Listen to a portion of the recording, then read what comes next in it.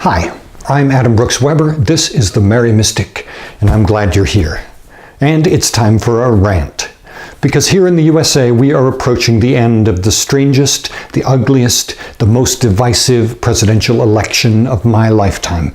And I have to say, it's making me incredibly anxious. I'm anxious now all the time.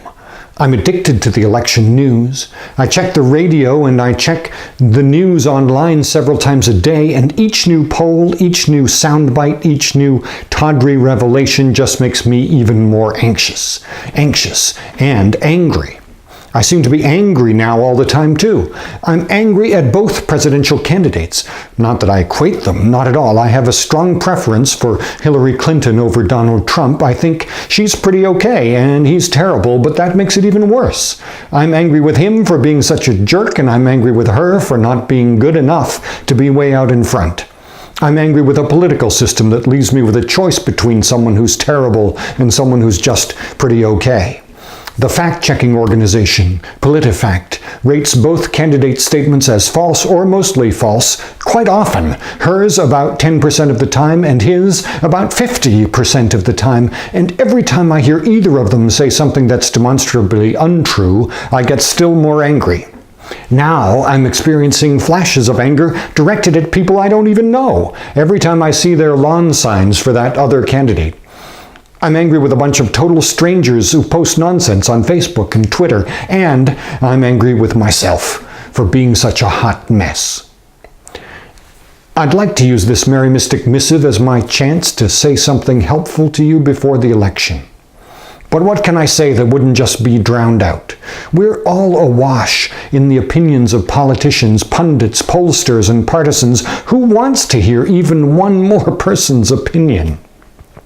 So maybe I should just give this up. Maybe I should change careers again. Let's see, I've been a programmer, a professor, and a pastor. What's the next thing beginning with P? Prostitute? I'm afraid I've left that a little late. How about politician? How about president? As long as I'm anxious and angry all the time anyway, I might as well give that a try. So here goes. Here are my top 10 reasons why I would be a good president. Reason number 1. I habitually tell the truth. Just ask my wife, even when it might be more strategic to fib, as in, does this outfit make me look fat? Reason number 2. Though I'm truthful, I use language carefully. I try not to say things that are offensive to women, people of color, immigrants, Muslims, disabled people, gay people, transgender people, and so forth. Some call this political correctness. Back when my parents taught me to speak this way, they just called it being considerate. Reason number 3. I have a history of trying to be helpful to other people. I don't know that I've been all that successful, but at least I've tried. And I gave up a better paying job to do it, which shows that I'm not self-serving, which is a good quality in a president. Reason number 4. I'm a scientist. I believe in the power of scientific inquiry to make the world a better place. I accept the scientific consensus about things like global warming, evolution, and the fact that immunizing children is a good thing. My numbers always add up. Reason number 5. I'm also a person of faith. I believe in the power of a spiritual path to make the world a better place. My spiritual path is the path of Jesus, and I've been working on following it since long before I decided to go into politics. Reason number 6. Speaking of Jesus, I'm highly skeptical of military solutions to anything. I opposed the war in Iraq at the time, and there are pictures of me protesting to prove it. I admire and respect our military, but I don't think we should be nearly so quick to deploy them as we have been.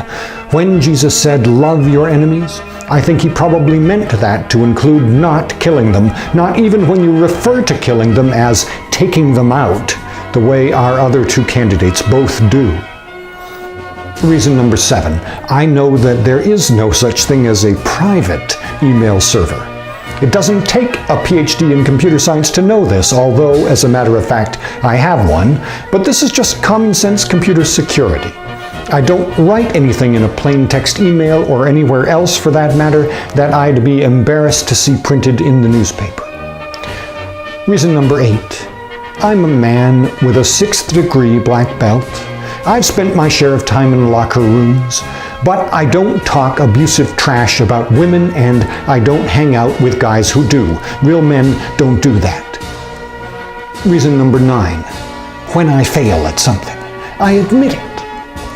Look, I'll demonstrate. I'll admit that I'm a failure right now because I profess to follow the way of Jesus, but I've failed miserably for the last few weeks because I've fallen into being anxious and angry. Jesus taught against anxiety in a number of places. In chapter 12 of the Gospel of Luke, he says, "Can any of you, by worrying, add a single hour to your span of life?" And then a little later on, "Do not be afraid, little flock, for it is your Father's good pleasure to give you the kingdom." And yet here I am being anxious and angry about the election. I failed too by being angry, right? Jesus' teaching here is also very clear. For example, in Matthew chapter 5, where he says, "If you are angry with a brother or sister, you are liable to judgment." And then a little later on, "Love your enemies and pray for those who persecute you."